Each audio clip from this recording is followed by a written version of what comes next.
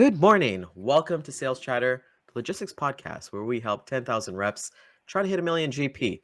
I'm your co-host, Ryan Mohamed. With me is my main man, the Bodacious Cowboy, President and CEO of RGTX Logistics Solutions, Jeff Dickinson. How you doing this morning, brother? Good morning, Ryan. How are you, sir? Oh boy, I can't wait to talk to Gayle. You know what? With that said, let's just get right into this. Let's do it. Welcome to the HPLS podcast. Live, relevant, and high performance information, conversations, and education weekly.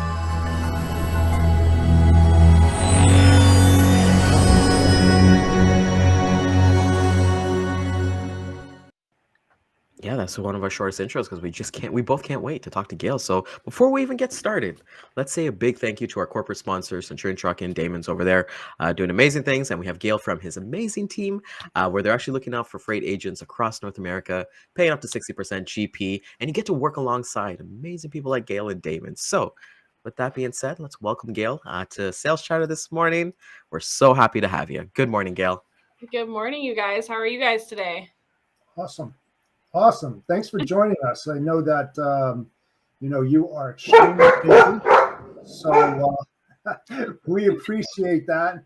And you know what? This is a live show. So, things do happen. So it's how you respond to it that counts, right? Yeah, and who doesn't love dogs anyway? So it's okay. No, not right. Yeah, exactly. Not me, right? We've got 3 of them. So, like we said, we're so happy to have you. And this is the first week that we're kicking off where, hey, we're talking to carriers. So last week we had amazing episodes with HR recruiters in the industry. Now we're going to start with carriers. So Gayle, everybody wants to know, tell us about your unique story into logistics. How'd you get there? Where you're at right now? And where do you want to go? Yeah, for sure. Thank you so much. Like I said, I had a little bit of a unique story getting into the industry. I talked to Ryan actually a couple of days ago, and we were talking about how, sometimes you don't choose transportation. It chooses you, or logistics chooses you. And that's definitely what happened with myself here. I was just finishing up my grade 12 year of high school, and my mom worked in accounting at a local customs broker here on the West Coast. And they got an internal job posting saying, hey guys, we have this receptionist role. It's, pre-clearance, data entry, real simple stuff. If you got anyone, let them come apply. So my mom comes marching down in the kitchen after school one day and goes, Gayle, you're about to graduate. It's about time that you get a job. So I went and did the interview, and obviously I didn't do too bad because I ended up getting the job.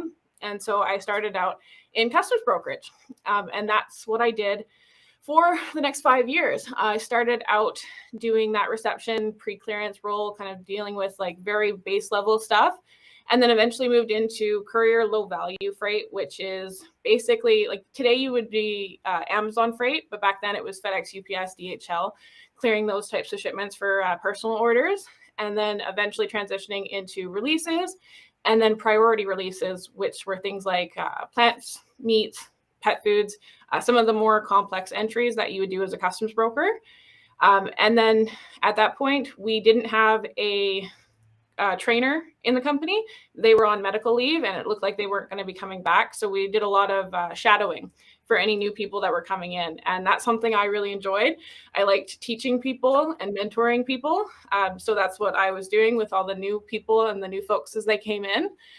And I guess somebody noticed, because one day I was sitting at my desk and I got a phone call. Hey, Gayle, can you come up to HR? And my heart stopped. I was like, oh my God, I did something. I'm in trouble. Like, here we go. So I marched myself up into HR. And when I walked in there was my HR manager sitting on one side of the desk and my operations manager sitting on the other, and, stoic faces. I was like, oh my goodness, here we go. Yeah. But no, it turned out that I guess upper management had noticed I had been taking all these new people under my wing, and they actually decided to create and mold a new position in the company specifically for me. And that was as the corporate trainer. Nice. And so that's what I moved into. And for the next year and a half, spent that time kind of building out, SOPs, operating manuals and policies, procedures, stuff like that, and mentoring all of the new folks as they came into their operational roles. Trained just over 50 people in my year and a half there. And then at that time, I actually ended up getting approached by Daman on LinkedIn, and we started a conversation. And that's where that kind of opportunity with Centurion Trucking kind of came to the forefront. And I decided to make the leap from, my corporate trainer role into logistics manager at Centurion and kind of dive into a new aspect of the industry. So it was my first time seeing the actual trucking side. And the brokerage side, you saw a lot of drivers coming into the office and being stuck at the border, kind of their crappiest days on the job, so to speak. So it was interesting to be able to see it then from that side. That's amazing. That is a great. So going from working as a corporate trainer and now you're put into a logistics manager, what kind of skills did you kind of like were transferable that you think that from like working on the customs brokerage side to completely coming into freight brokerage? Yeah, I would say the biggest skill was just the communication. If anyone knows me personally, I am a social butterfly. I can talk anybody's ear off for an hour, 2 hours, 3 hours. You just, give me a topic and we'll go. So that was definitely something that was very easy to transition over with, was the communication side of things. As a corporate trainer, my job was definitely more about mentoring and peer tutoring and building people into what they were supposed to, be in the operational role. Transitioning over to Centurion, I know I'm still dealing with the operational side. We're dealing with our dispatch team, dealing with our logistics team. Of course, you have the administration side as well. Plus, then you were dealing with carriers and customers. But the hard part, I would say, was navigating that transition from that interpersonal communication to more of a sales side or a sales aspect where you have to now go out and build these fresh relationships with no strings attached, so to speak. That is amazing. That is something that's very intriguing. Our focus for this season 2, as you know, is empowering women into logistics. So you've seen both sides. What kind of advice would you give for, let's say, someone brand new as a female coming into our industry when they're dealing with so much? And like you said, you deal with customers, you deal with carriers. What would your advice would be as a trainer? I would just say to be unapologetically authentic. That has been the number one for me. If you can just be yourself and be honest to who you are, it shines through in whatever you're doing, whether it's talking to customers or carriers. If you can be that honest person and that honest personality, you tend to be able to get to where you need to be a lot faster. I kind of had to learn at the beginning when I was trying to do the sales thing that it works so much better when you're just yourself. Right. Yeah. That's exactly what Jeff always kind of talks about, be yourself and, everything will kind of fall into place the way that it needs to be.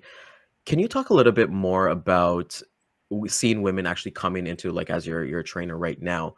Are you seeing any kind of differences in gaps that they're, whether it be educational wise or having that confidence to go into this industry and go head first?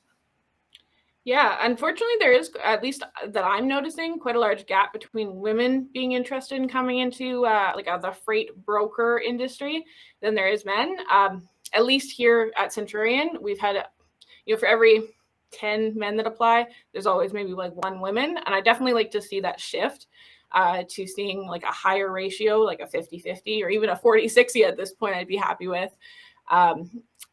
Yeah, it's hard because I don't think a lot of women see it as like a viable career option, but it's actually such a lucrative position and role that you can step into, and anybody can do it. And that's what I love that you just said, that anybody can do it. Jeff and I can attest to this. There's no path in order how to get to where you need to get to, whether it be lucrative and things like that. As you kind of mentioned, every 10 men that apply, it's one woman that basically comes into it.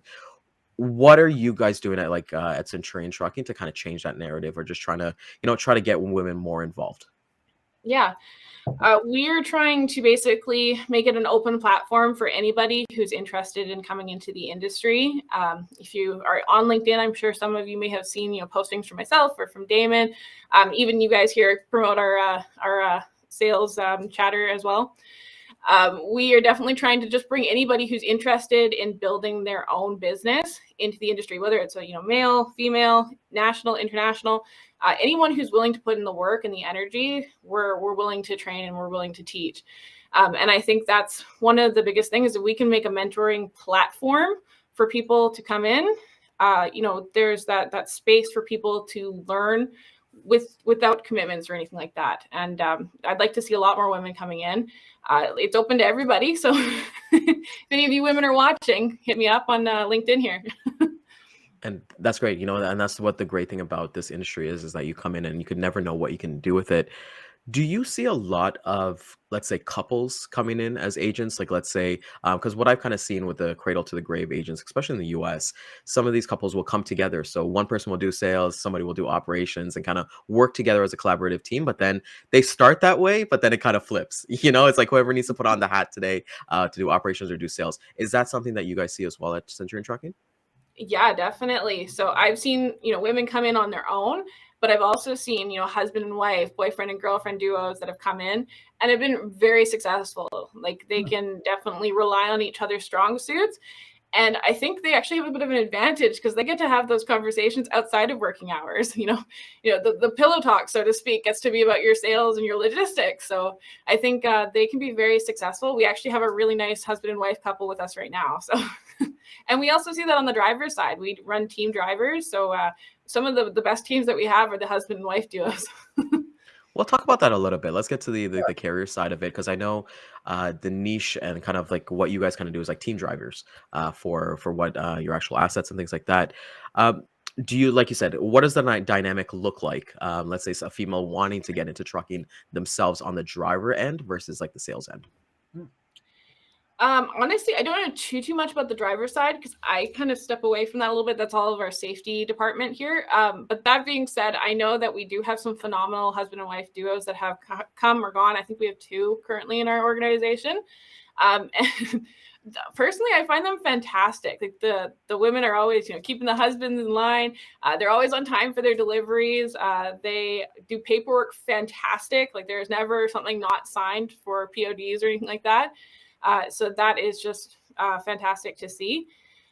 As for the hiring, we like to see it as a diversity standpoint as well. Anytime we have women come in, whether it's with a husband or on their own as well, unfortunately, we don't really hire too much for single drivers. We're mostly team drivers. So it's typically the husband and wife duos.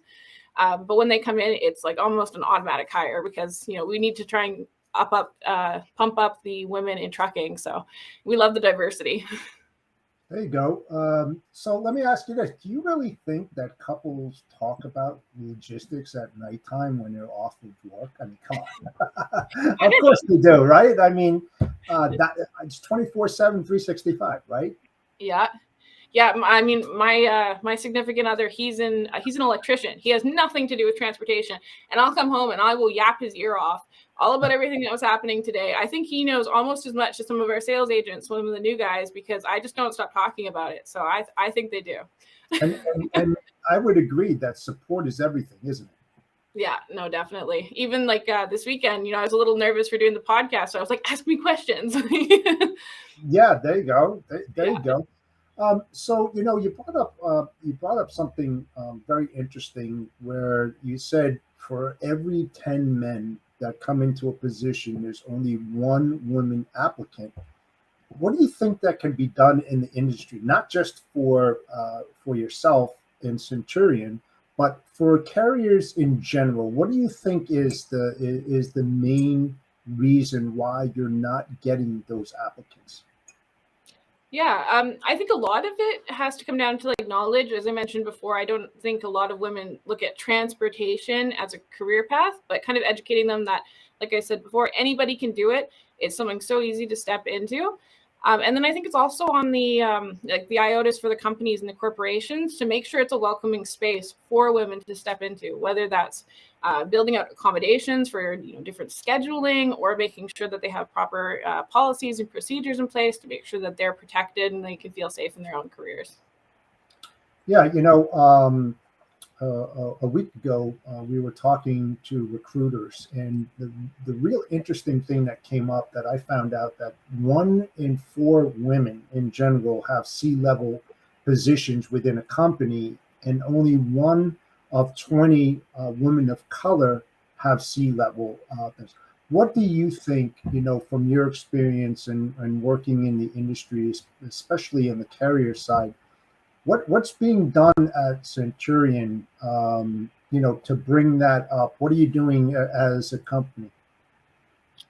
for us, the owners or the upper management, I guess, so to speak, basically Daman, has been making sure that they help coach and mentor women into higher levels of their careers. I mean, that's exactly what happened with me. I kind of came in already at a little bit higher of an executive level. But if it weren't for Daman, I probably wouldn't be where I am today. He's been instrumental to helping me grow and kind of step into my own, so to speak. And I think that's one of the most important parts, is making sure that women have that support that they need from upper management, and also just seeing other women in those power positions of influence. We need to see women at the top, doing great things and being successful, kicking butt and taking names, in order for other women to go, I'm going to do that. That's going to be me. So I think that's very important. I love that, because so it's like, it's really important that you're seeing that, because even for myself, I'm obviously a person of color myself. When I see somebody like Daman who's in a high position, it's like, hey, I can do that, and just seeing that myself. I might not have a conversation with Daman, but I can say, okay, well, I can see he's doing something right. For you, working on the sales side, when you're making calls, and I know you're extremely successful on the sales end of it, do you find your conversations are a little bit different when you speak with the genders, whether it be a male or a female, on the phone, and your kind of customer base itself? Not necessarily. I would say a lot of it comes down to personality. Like, I can have very, very good conversation with men or women, depending if our personalities mix well together. And sometimes I have those conversations where they start and, you hit a wall right away, just because the personalities don't quite match up. And unfortunately, that's just part of sales. You're going to mix and intermingle with people that fit with your personality and your charisma, and some that don't. So that's definitely what I've experienced. I love that. And as you're a trainer at Centurion, we've had many trainers here, like Scott, on our podcast and things like that, to talk about the gaps, the varying gaps. What do you guys kind of do to kind of fill those gaps and kind of show and paint the image? Because, hey, you could be a trainer, and with an agent working a 100% commission job, it's up to them to do the work, right? You can give them all the tools in the water, but they got to drink the water from their end. What are some things that you guys kind of do that is unique compared to other training programs that are out there, that are like, okay, shadow somebody for the whole shift, and then write down what they said and do all those things? What are you guys doing specifically at Centurion Trucking for training itself? Yeah, we kind of have a unique kind of system, I guess, because we're training people not just here in British Columbia, but also in like Alberta and Ontario, and even overseas. Like, we have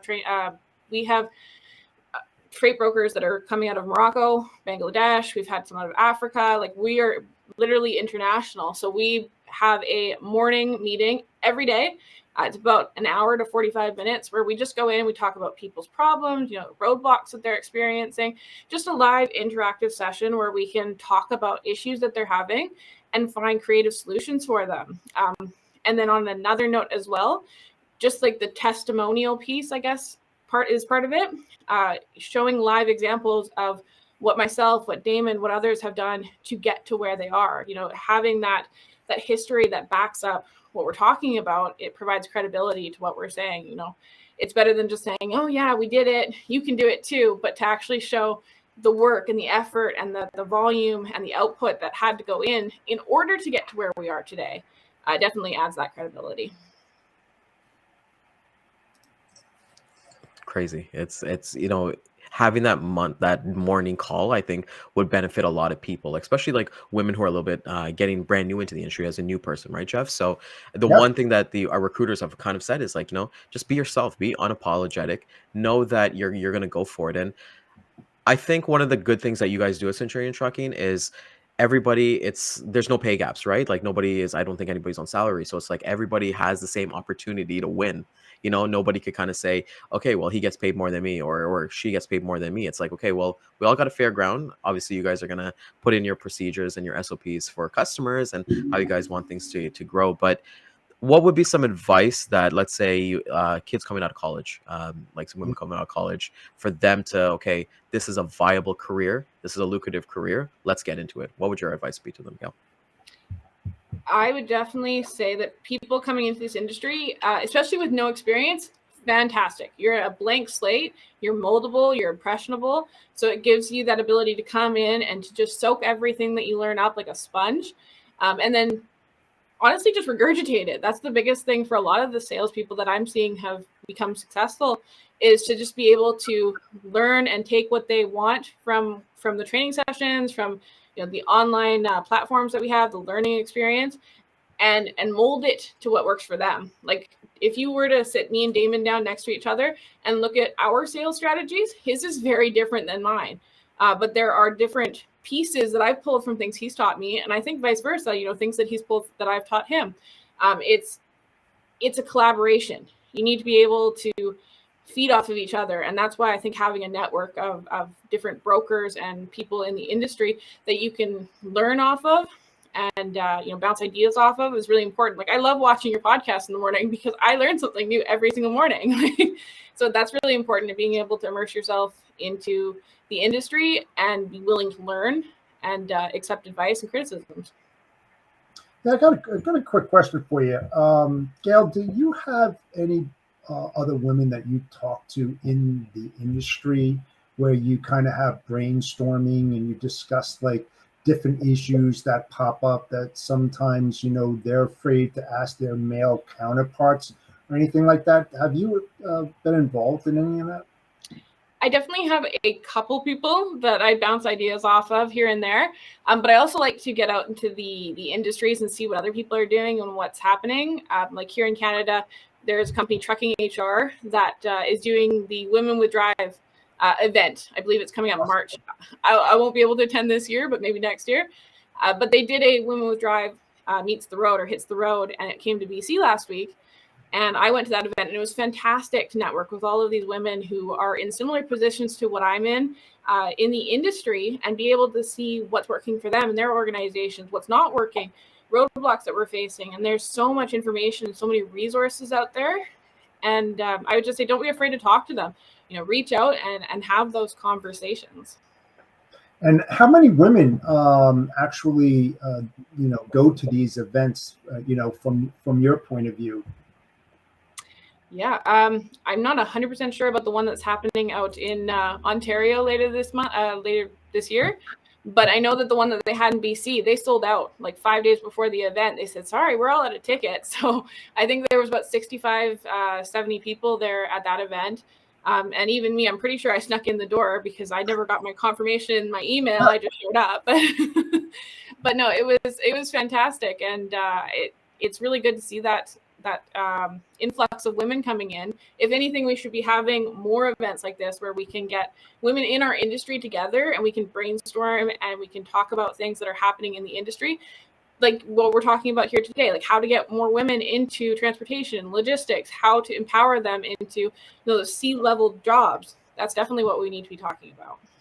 And you know what? I think this is a great opportunity and a door opener for you to start such a thing. Yes, definitely. Right. Yeah, because I firmly believe that women need more credibility to get noticed more than what they are right now, and that these type of events that are out there, if more women attended them and they talked about more of the issues that have been going on and bring it to the forefront. Not to say that they haven't been talking about, but it needs to be talked about much more. And that's why Ryan and myself decided, to do this season 2 about empowering women into the logistics industry and helping them to be successful, and talking to women like yourself, who started at the bottom and who are now moving up the ladder, so to speak. And it's so important to get it out there and to discuss amongst your peers, especially men start talking more about, women in the industry and how they can help them to move up. Yeah, definitely. I mean, I don't know if it's proven or anything, but they say like, men are able to go out there and have like that confidence and that swagger when they're dealing with things inside their organization, where women tend to be a little bit more soft-spoken and laid back. But if we can even that playing field where men are advocating for women, women are advocating for women, that's where we're going to see some real like fundamental, substantial change in our industry. I agree. What's your thoughts, Ryan? Yeah, I think that is exactly what we need, And the one couple keywords that I've been getting from this 2 week journey so far, doing season 2, is learning about the soft spoken and the empathy, the things that I don't think about that women possess a lot better, right? And it could be based on like your situation, having kids, or just going through high school or going through university and college. Gail, you've been extremely successful in every role that you've done, and it's a kudos to you. It's a testament to yourself. What do you see that's next for you and Centurion Trucking? Going forward for things like diversity and things like getting women involved and things like that, and basically expanding the agent program that you all have right now. Yeah, no, I intend to keep growing myself. I don't want to ever stop growing. That's my personal opinion on the matter. But I definitely hope in like the next, 5-10 years that we build the freight broker platform that we've been building into something substantial that's a welcoming environment for men, for women, for people of color, basically anybody who wants to go out there, put in the work, put in the effort in order to be successful and build their own business. We want to have that open platform for them. So that's where we are looking to go with it. Myself, I hope to be one of those influential women sitting on, the panels at the Women with Drive events or whatever, women inspirational events in our industry there are in the future. That's one of my personal goals. I want to be able to inspire the young women who come into our industry to do some of the same things that I've done. So that's where I'd like to see myself. You know what? From this conversation, I can definitely tell you were talking about, from that 60 to maybe 10 to that 60-40 kind of spread. I think you're going to do better than that from what you just said. I think that's what you want to do. And I believe strongly that you're going to get there. And that more people need to, listen to you. And I think it would be a great idea if you could get on one of those panels and promote women in the industry, because we really need that. We really do. Yeah, I agree. That's awesome. So Gail, as we're going to be wrapping things up, how can people get a hold of you, learn about Centurion Trucking, learn about American Logistics, or learn about your journey itself? Yeah, you can reach me on LinkedIn, Gayle Nieuwenhuizen, GAYLENIEU. You just reach out to me on LinkedIn. That's probably your easiest way. Otherwise, you can send me an email, logistics@centuriontrucking.com. If you're interested in becoming a freight broker with us, again, reach out to myself or even Daman on LinkedIn. We're happy to have you, and we are accepting. That's awesome. So want to thank you for taking your time out of your day to spend it with us. I know you constantly do watch the show, but it's amazing to get your insight and have this conversation with you. So with that being said, I want to thank everybody for coming out this morning. It's been a great time having Gail on this morning. Please like, comment, subscribe. Find value in this. Share with somebody. Share with your neighbor. You just never know. Your neighbor might want to get into freight brokerage, and Gail is the missing link. So, want to catch the replays? We'll hit the replays again at 1 and 4 p.m. Eastern Time. LinkedIn, Facebook, YouTube, and Twitter. Jeff, take us home, my man. Well, thank you again, Gail, for joining us. We really appreciated it. We loved your insights and what you have done throughout your career. That's awesome, and I know that you'll continue going up that ladder at the pace you're going. So that's fantastic, and we hope that we can have you back again, in the near future. I appreciate that. So yeah, anytime. Yep. So with that said, thanks again. Join us tomorrow for another episode of Sales Chatter. We hope to see you there. Audacious Cowboy out.